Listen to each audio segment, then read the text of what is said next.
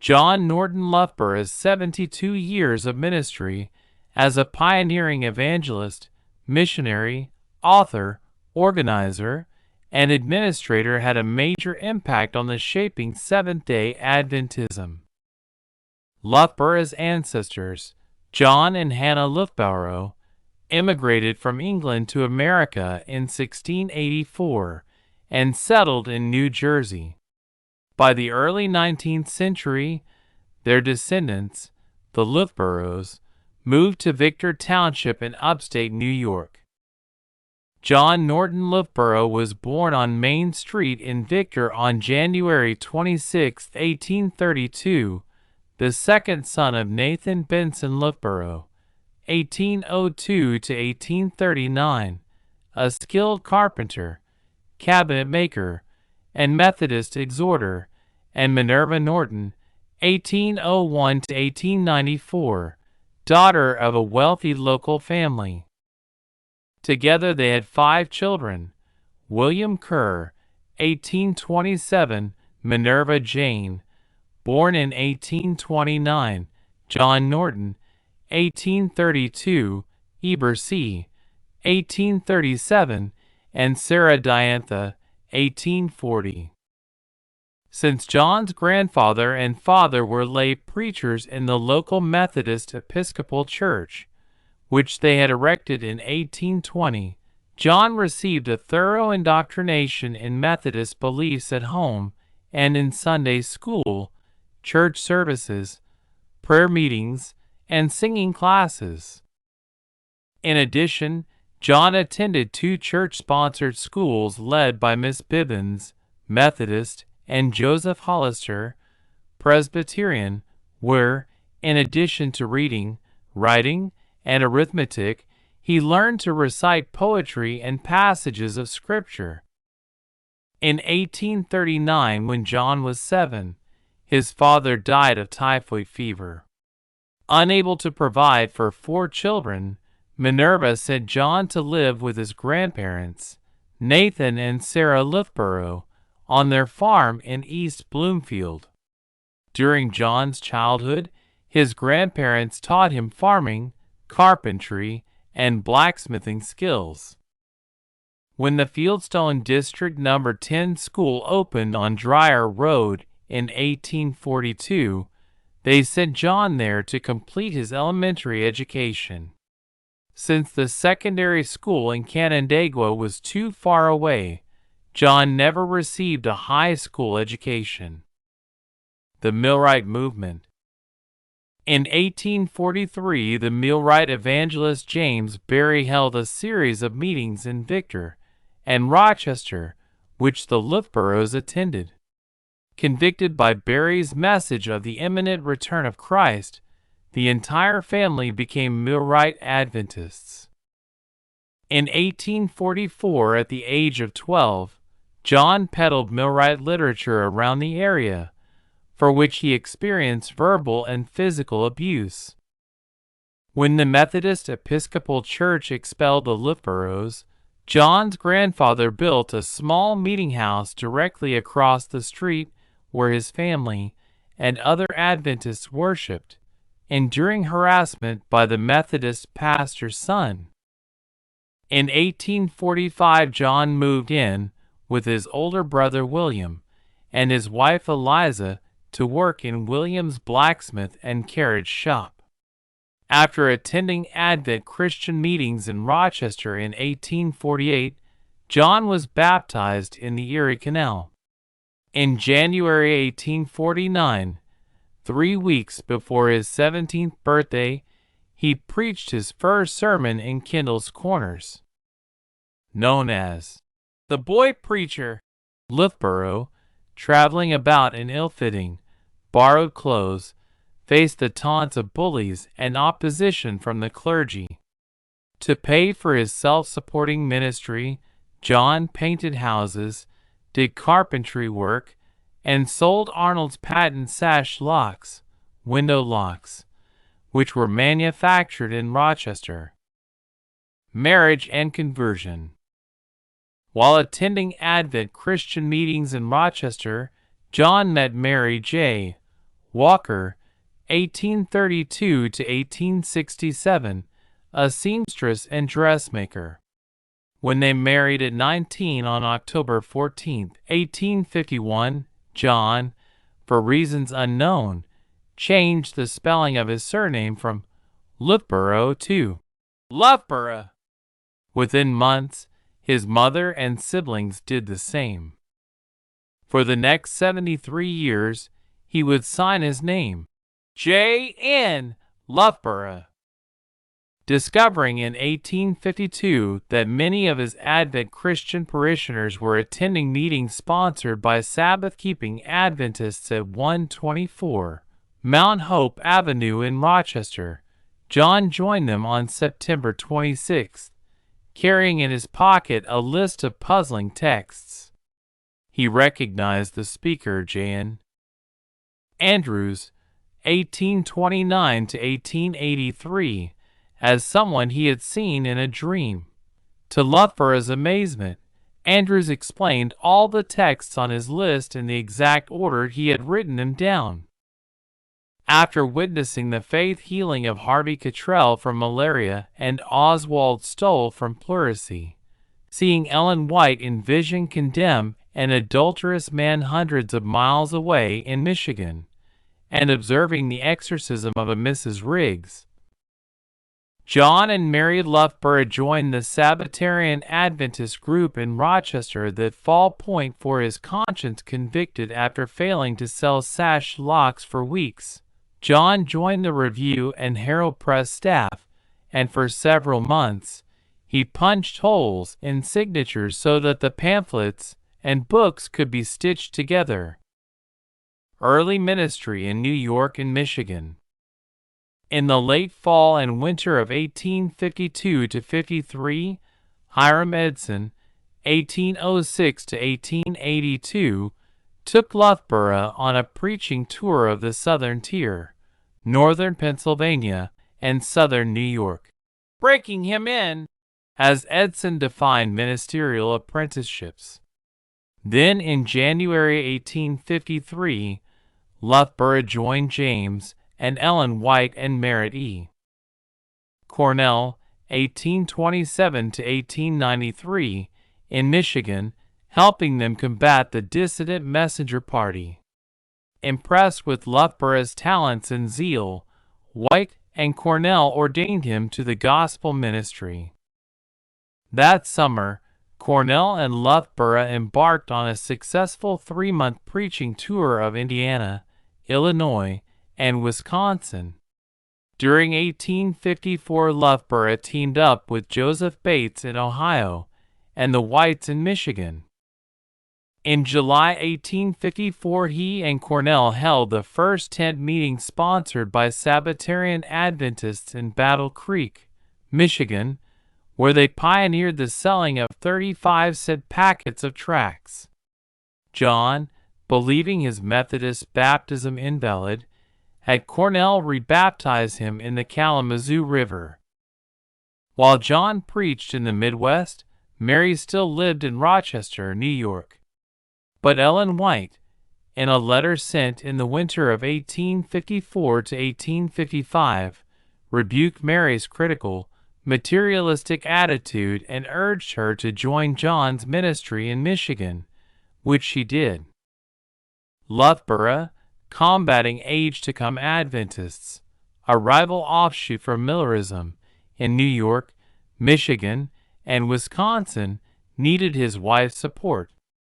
In 1855, Loughborough also helped build the first of many Adventist meeting houses in Battle Creek, in which he would preach. Ministry across the Midwest. Discouraged by a lack of money, during the winter of 1857 to 1858, John had received only 3 10-pound cakes of maple sugar, a peck of beans, 1 ham, half a hog, and $4 in change. The Loughboroughs and 30 other Adventists moved to Waukon, Iowa in October 1856, where John earned a living by farming and doing construction work. In December, however, At revival meetings in which Ellen White presented the Laodicean message, Loughborough confessed his faults and promised to return to the ministry full-time. During 1857 he joined the Whites, Elon Everts, Josiah Hart, A.S. Hutchins, and J.H. Waggoner on preaching forays across Illinois, Iowa, Wisconsin, Michigan, and Indiana. Among his converts were future ministers John G. Madison, Moses Hull, and George I. Butler. With $400 donated by friends, the Loughboroughs bought a house on Wood Street in Battle Creek. Here they reared their children Delmer, Mary, and Teresa. In 1857, Loughborough helped build the Second Adventist Meeting House in Battle Creek. He designed the unique windows and spoke at its dedication in November.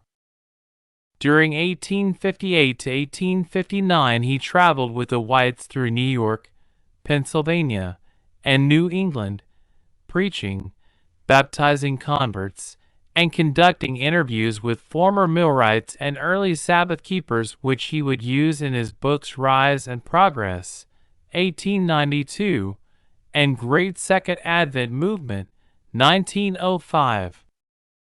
Back in Battle Creek in February 1859, John and Mary hosted a Bible study session in their home at which the 6 participants developed the systematic benevolent plan of tithing annual increase, not income, to support itinerant ministers. When the infants Teresa Loughborough and Herbert White died in January and December 1860, respectively, the two families consoled one another, and Ellen placed moss on Teresa's grave. Role in church organization. Although Loughborough had only an 8th grade education, he read his Bible through every year, 76 times during his lifetime. He also taught himself some Greek, French, German, and phonography, shorthand, which he used in his diaries. In addition, his hundreds of articles in the Advent Review and Sabbath Herald demonstrate that he read widely in history, biography, politics, and science. As the movement adopted gospel order in the 1850s and 1860s, church leaders relied on Loughborough's wisdom and experience in forming various organizations. In June 1860, he served on a council of ministers and laymen to divide the preaching territory in Michigan. In May 1861, he assisted in steering the new Seventh-day Adventist Publishing Association through the legislative process of becoming a joint stock company in Michigan, and then served as its first auditor. In October 1861, he helped establish the Michigan Conference, wrote its constitution, which became a model for other state conferences, was elected its president, and went on to serve for 5 terms, 1863 to 1868, and served on the Michigan Conference Committee for many more years. In May 1863, he participated in organization of the General Conference as a member of the committee that drew up its constitution, and served on its executive committee most of the rest of his life. Between 1863 and 1865, Loughborough and Moses Hull traveled throughout New England forming local churches and organizing a conference there.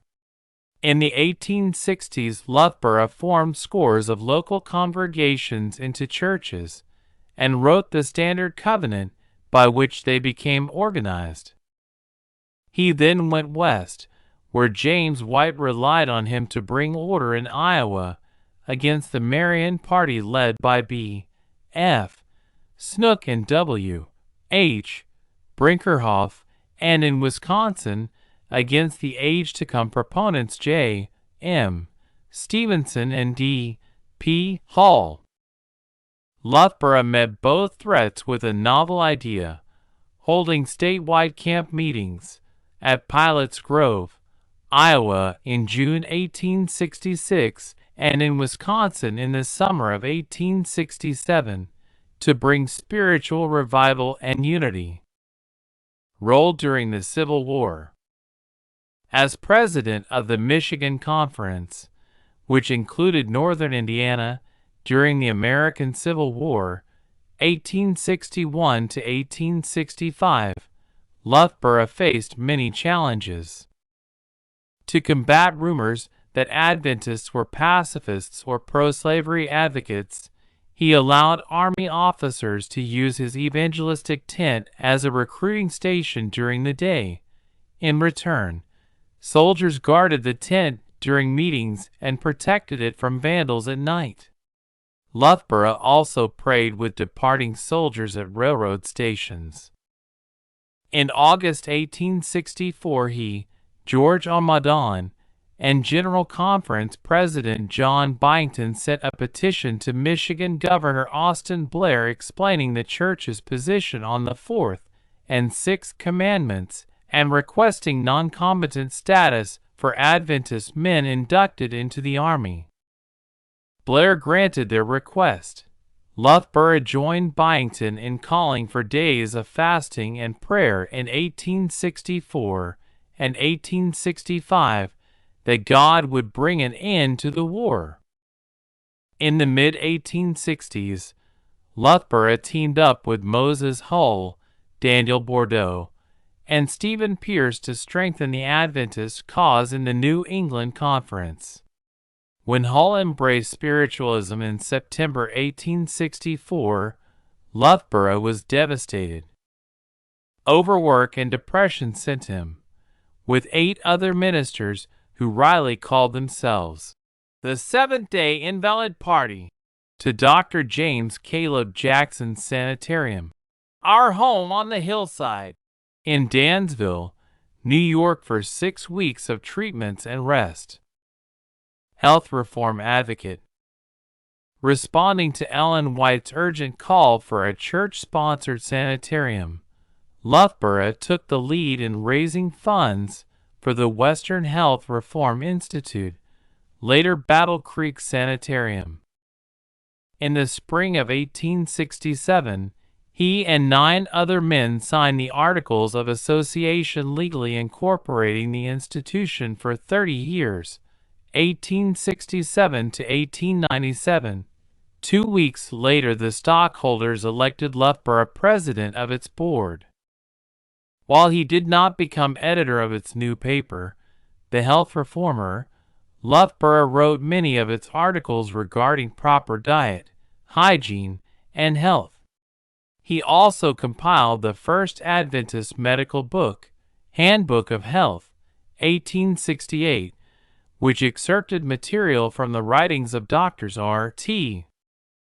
Schroll, James Caleb Jackson, Sylvester Graham, and others, and supported the popular idea of vitalism. John and Mary Loughborough had become strict vegetarians in response to Ellen White's health reform vision of June 6, 1863. However, this did not prevent Mary from dying on June 24, 1867 of scrofula and the effects of a bad fall. She was just 35. John sublimated his grief in even more work, serving on a General Conference committee to compile a new Adventist hymn book. Recognizing, however, that he could not rear 2 small children by himself, on June 12, 1868, John married Maggie A. Newman, 1840 to 1875, who had also grown up in Victor, New York. Ministry in California. In 1868, Loughborough was elected treasurer of the General Conference for 1 year. But in June of that same year, in response to James White's appeal for missionaries to labor in California, John, Maggie, and Delmer Loughborough with Daniel and Marion Bordeaux, boarded a ship in New York City, beginning a 3-week journey to San Francisco via Central America. Following a series of events that both Loughborough and Bordeaux interpreted as divine miracles, the two men established 5 churches at Petaluma, Windsor, Santa Rosa, Healdsburg, and Sebastopol.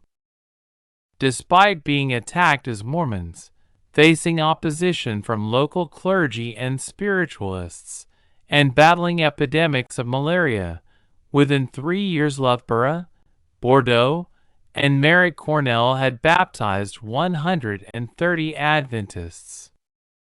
In 1871, Loughborough was elected president of the new California State Association. 2 years later, in February 1873, he was elected president of the California Conference. As president, Loughborough used redemptive discipline with West Coast Adventists who danced, wore jewelry, drank wine, and resisted church authority, as well as with his colleague Mary Cornell when he committed adultery with Sarah Harris in 1871. In addition, Loughborough created such innovations as laying out camp meeting grounds and grids with named streets at Windsor in 1872, holding musical conventions, 1872, introducing pump organs into churches and camp meetings, 1873, and using lighted transparency signs at evangelistic meetings, Oakland in 1875. James and Ellen White called upon Loughborough to serve as manager of new publishing enterprise in Oakland that began issuing Signs of the Times as Adventism's West Coast periodical in June 1874. He also served as the first president of the Pacific Seventh-day Adventist Publishing Association, later called Pacific Press, when it was organized in 1875. On March 24, 1874, John's wife's second wife Maggie died at age 35 from tuberculosis she had contracted from a woman in her care. On December 7, 1875, John married Annie Driscoll, 1839 to 1907, also from New York. As president and secretary respectively of the California Tract and Missionary Society, John and Annie placed literature racks in railroad stations, reported visiting 5,000 homes in San Francisco and Oakland with 50,000 handbills in 1876, printed evangelistic newspapers, and introduced children's meetings at camp meetings. In 1875 at San Francisco, the Loughboroughs and George Drew, 1835 to 1905, launched a ship ministry, distributing tracts aboard sailing ships, and sent the first box of Adventist literature to Pitcairn Island. Eventually, the entire island population became Adventists. In the spring of 1877, the Loughboroughs helped start the first Biblical Institutes, 3 weeks of intensive Bible studies, lectures, and discussions led by James and Ellen White, Uriah Smith, and J. H. Wagoner, in addition to Loughborough. John was also closely involved with initiating the Rural Health Retreat, later St. Helena Sanitarium, established in 1878 to replicate the health ministry of Battle Creek Sanitarium. During 1877 and 1878, Loughborough and Isaac D. Van Horn, 1834 to 1910, expanded West Coast evangelism to the north and east of California, into Oregon, Washington, and Nevada, where John was elected president of the Seventh-day Adventist Association of Nevada. Ministry in Great Britain and Europe. In December 1878, the General Conference sent the Loughboroughs to Southampton, England, where they established their headquarters in Ravenswood Villa, a 17-room rented mansion at 252 Shirley Road. In 1879, with the assistance of Maud Sisley, 1851 to 1937, William Ings, 1835 to 1897, and George Drew, 1835 to 1905, they started Sunday and then Sabbath schools and held tent and hall meetings among the Seventh-day Baptists, Wesleyan Methodists, Plymouth Brethren, and Christadelphians. The Loughboroughs worked in Britain until 1883. Loughborough conducted evangelistic meetings with his usual vigor, though without conspicuous success, and laid the foundations for effective literature ministry. Through his memberships in the Vegetarian Society, Anti-Narcotic League, Temperance Alliance, Christian Temperance Missionary Society, Band of Hope, and Anti-Vaccination Society, Loughborough cultivated friendships with upper-middle-class Anglicans and working-class Salvation Army members. Soon the staff at Ravenswood were mailing out 300 copies of Signs of the Times every week. Although progress was slow, by 1883 Loughborough and his colleagues had baptized 100 converts in England alone. From September 8 to 17, 1882, 50 delegates, including Loughborough, J. N. Andrews, John and William Drew, John G. Madison, and Stephen Haskell, convened the General European Conference at Tramelan, near Basel, Switzerland. The delegates established the European Conference, for which Loughborough, with Haskell, and Andrews wrote the Constitution. They also made plans to increase the sale of periodicals, like the American Signs of the Times, the Scandinavian Tiderne Tegen, and the French Les Signes de Temps throughout Europe. Return to California. In 1883, the General Conference called the Loughboroughs back to the United States. John was not immediately elected to any administrative positions and engaged in full-time evangelism, held revivals in Adventist churches, spoke at camp meetings, and opposed the threat of Sunday laws in California. But in 1884 he was elected president of the Upper Columbia Conference, Oregon, Washington, Idaho, and president of the Rural Health Retreat Board at St. Helena, California.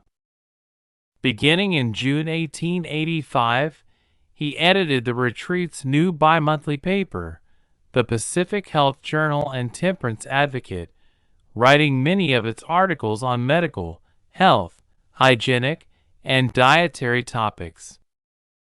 In 1886, Loughborough was elected president of the board for Healdsburg College, the forerunner of Pacific Union College, and the following year was re-elected president of the California Conference, served 1887 to 1890. In this capacity, he began holding workers' meetings a week prior to camp meetings, created age-specific Sabbath schools for children at camp meetings, and convened periodic ministers' councils. During his final 2 years as California Conference president, Loughborough was also elected president of the California Health and Temperance Society and was appointed to the board of the Pacific Press Publishing Company. By 1890, he had helped to establish press distribution centers, called branches, in New York City, Mexico, Australia, and Great Britain. One of his final acts was to launch the new ship Pitcairn on July 28, 1890, dedicating its crew for missionary work among the islands of the Pacific Ocean during the next decade. Back to the Midwest. In 1890, however, Loughborough was elected Superintendent of General Conference District No. 5, the Southwest of the United States, and President of the Nebraska Conference, where both of the other executive officers were women, Minnie Hennig, Secretary, and Mary Beatty, Treasurer. The following year, he was elected Vice President of the General Conference Association. In addition to his administrative and preaching duties, John, with the capable assistance of his wife Annie, researched, wrote, and typed 4 drafts of a manuscript for his book The Rise and Progress of Seventh-day Adventists, published in September 1892. Over the next 13 years, Rise and Progress would become the first denominational history textbook at the secondary and college levels. From 1893 to 1895, Loughborough served as Superintendent of District No. 3, the Midwest, and President of the Illinois Conference. In addition, he was elected President of the Board for the Seventh-day Adventist Education Society and was appointed to the General Conference Committee on Finance, the International Tract and Missionary Society Executive Committee, and the Board of Foreign Missions. In Illinois, Loughborough began work among the Hispanic and Chinese populations. In October 1894, John lost both his son Delmer, who died of typhoid fever at 30, and his mother Minerva Rowley, who died of old age at 93. Work in the Southwest. In 1895, when John was again elected Superintendent of District No. 5, the Loughboroughs moved to Topeka, Kansas. Before they had unpacked, he gave the dedicatory address to 180 students at the new Keene Industrial School, today's Southwestern Adventist University. But he also faced Adventists in Arkansas who still practiced the 1859 Systematic Benevolence Plan of tithing annual increases rather than the 1879 Giving Plan of tithing annual income. Another challenge came from those who objected to his creating indexes to Ellen White's writings because doing so, at least to their minds, made them reference books instead of devotional study guides. In 1897 he and Annie also helped prepare a new German edition of his book Rise and Progress of Seventh-day Adventists. First European Tour. In 1896 to 1897, the General Conference sent Loughborough on a goodwill tour of Adventist institutions in Europe.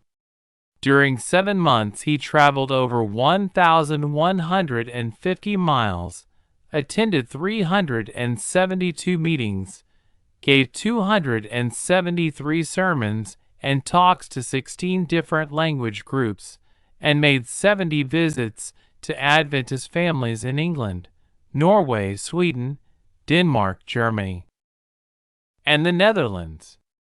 Accompanied by leaders of the Adventist work in Europe such as Ella J. Waggoner, Louis R. Conradi, and H. P. Holzer, Loughborough attended ministerial councils and camp meetings, dedicated churches and schools, baptized new converts, and sent regular reports of his activities to the Review. Along the way, he collected colorful leaves, shells, books, coins, and visited many Adventist sanitariums, schools, publishing houses, and churches. His presence strengthened the faith of scores of new converts. His advice helped make institutions more efficient. His genial humor and work ethic promoted a positive bond between European and American church leaders. Minister without portfolio. Although Loughborough retired in 1897 at age 65, he did not remain inactive. After his return to the United States, he served on the board of the New Haskell Home for Orphans in Battle Creek. Royalties from his many books and tracts enabled him to loan the General Conference $500 when, due to the Panic of 1893 and ensuing depression, General Conference President George Irwin declared that the Treasury was empty and the staff was living from hand to mouth. John's diaries show that he and Annie always operated in the black. They tied not only their income, but also the value of all gifts and hospitality extended to them. In addition, John gave thank offerings every year to mark both the day of his birth and the day of his conversion to Sabbath-keeping Adventism. After 1897, following Ellen White's recommendations, Loughborough did not accept any administrative positions. Instead, he became a minister without portfolio, traveling assiduously around the United States. In 1897 to 1898, he visited 13 states, covered 13,500 miles, attended 200 meetings, and preached 222 sermons at camp meetings, institutes, schools, and sanitariums. During the late 1890s, by voice, pen, and giving, he supported the work among African Americans in the South and the progress of the Oakwood Industrial School, now Oakwood University, founded in Huntsville, Alabama, in 1896. His diaries show that he regularly prayed for specific black students there, subscribed to the school's newspaper, and financially supported 2 female students. In addition, he generously supported Black Adventist canvasser James Buster in Louisville, Kentucky, and Black evangelist Louis Sheaf in Washington, D.C. A strong admirer of female preachers in the Salvation Army, he likewise encouraged, and went on the camp meeting circuit with Adventist evangelists like Sarepta Miranda Irish Henry, whom he called Our Lady Henry, and Ida A.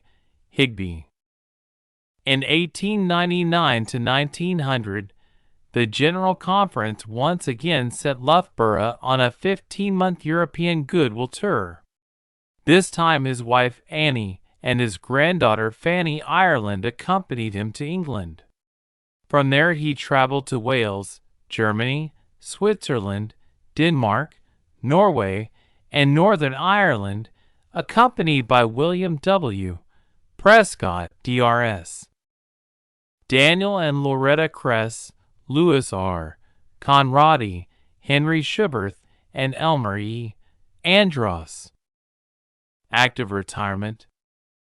After his return to California, Loughborough completed his book's Last Day Tokens, 1898, a study of end-time prophecies, and the prophetic gift in the Gospel Church, 1901, a historical survey of the gift of prophecy from biblical to modern times. At the 1901 and 1903 General Conference sessions, Loughborough strongly supported reorganizing the church and forming union conferences, but he opposed the Congregationalist arguments advanced by Ella J. Wagoner, whose cutting remarks about Ellen White at the Red Hill, England meeting in February 1900 had deeply offended him. Although he briefly served as assistant pastor at the Oakland Seventh-day Adventist Church, he remained largely free to attend camp meetings and constituency meetings. Valuing his administrative expertise, church leaders consulted him when the Southern California Conference and the British Conference were formed in 1902 and when the North Pacific Union was established in 1904. Enjoying a regular income, in 1903 he began returning a second tithe and advanced the General Conference another loan of $500 at 5%.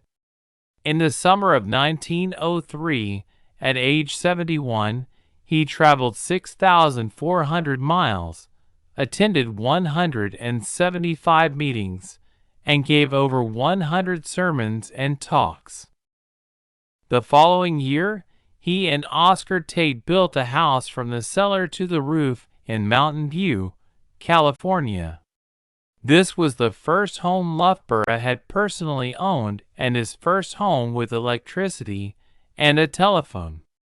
He built it so well that it survived the 1906 San Francisco earthquake with minor ceiling cracks and still stands today.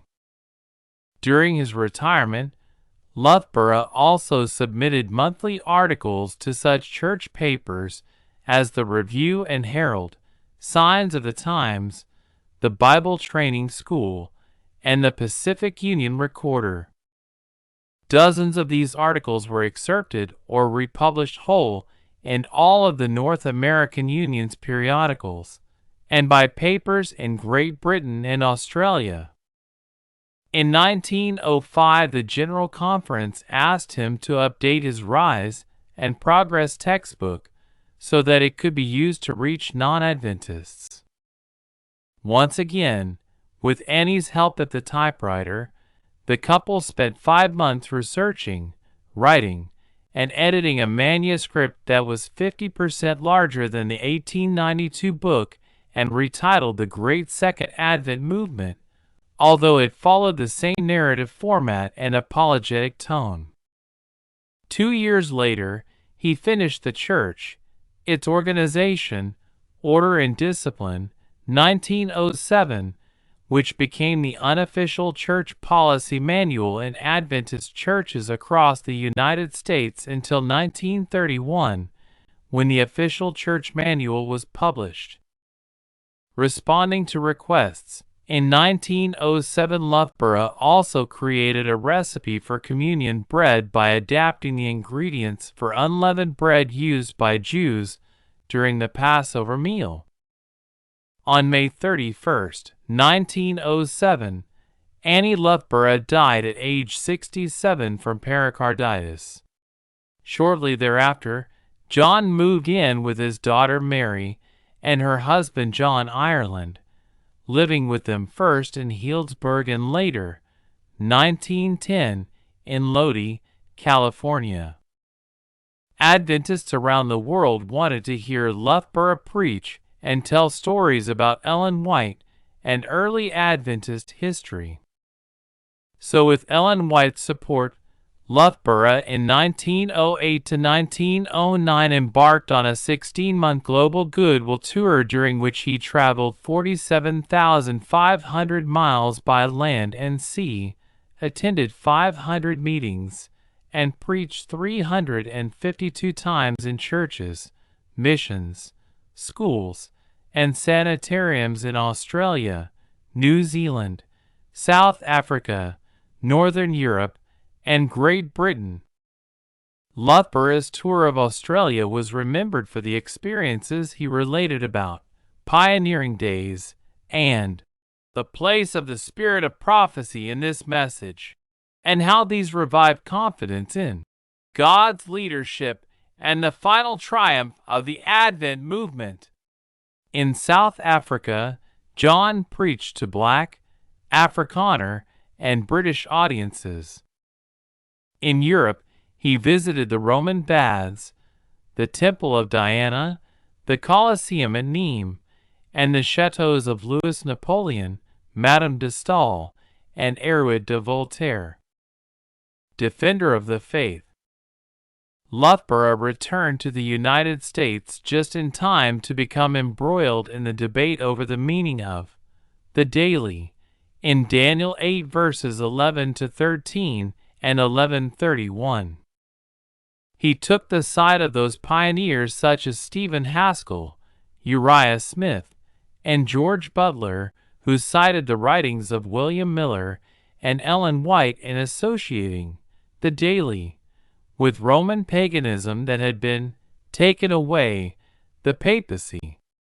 The scholars, such as W. Prescott and Louis Conradi, however, argued that the removal of the Daily pointed to the papacy's substitution of penance and the Eucharist for Christ's death at Calvary and his ministry in the heavenly sanctuary. Despite repeated requests from Ellen White for both sides to cease speaking and writing about this arcane subject, Loughborough refused to comply. Instead, when review editor Prescott declined to publish his polemics, Loughborough in 1910 sent monthly doctrinal articles to Hetty Haskell's paper, The Bible Training School. Eventually, this tempest in a teapot blew over, but Loughborough never altered his position. In 1911, Loughborough, now in his 80th year, was placed on the General Conference's new sustentation plan, a retirement program paying between $1 and $2 a week, much to his annoyance. Refusing to sit idle, he accepted nearly every invitation to tell Adventist pioneer stories at elementary schools, academies, and colleges on the West Coast. Despite growing deafness in 1915, he also continued preaching at local churches and camp meetings and promoting the practice of giving birthday thank offerings for mission overseas. Seeing himself as the defender of the faith, Loughborough also spent large amounts of time combating critics of the denomination such as W. M. Canwright, Anna Garmeyer, Albion F., and Edward S. Ballinger, A.T. Jones, and John Harvey Kellogg, and he carried on an active correspondence with many of them.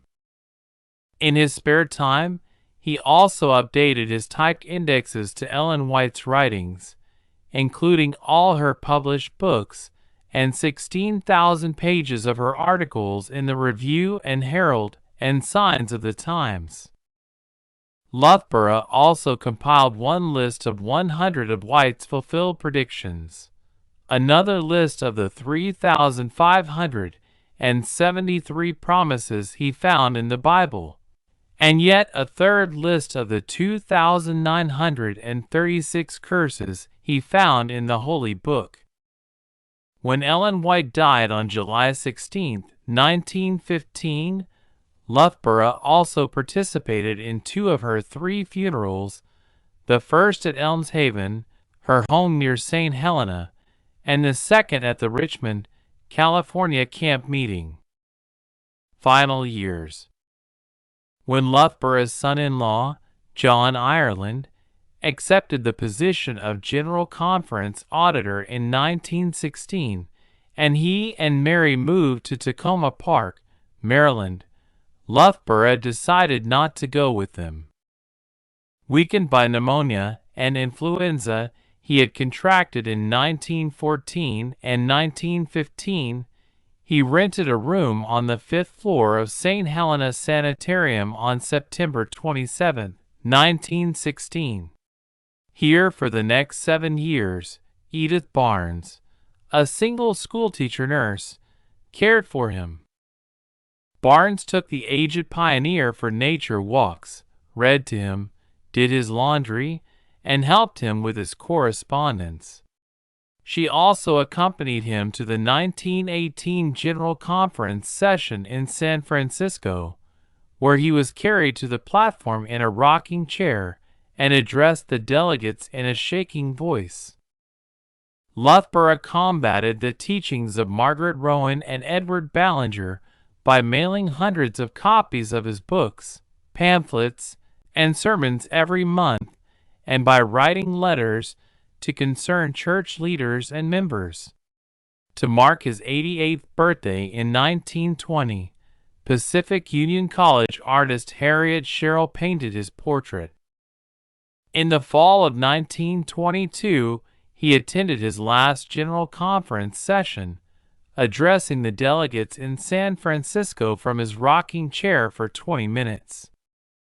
On May 21, 1923, Loughborough fell on the stairs on his way down to dinner and wrenched his back.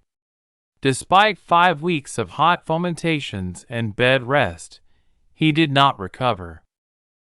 Friends and family members secretly paid his remaining bills, and when Edith Barnes discovered him tearing up old papers, she rescued his 60 diaries, covering most of the years from 1859 to 1924, and saved them for posterity. John Norton Loughborough died on April 7, 1924, in St. Helena Sanitarium at age 92, following a funeral jointly led by former General Conference President Arthur G. Daniels and Milton C. Wilcox, book editor at the Pacific Press. He was buried beside his wives Maggie and Annie in the St. Helena Cemetery. Mary Loughborough was buried in Oak Hill Cemetery in Battle Creek, Michigan. Prior to his death, he had finished reading his Bible through for the 76th time.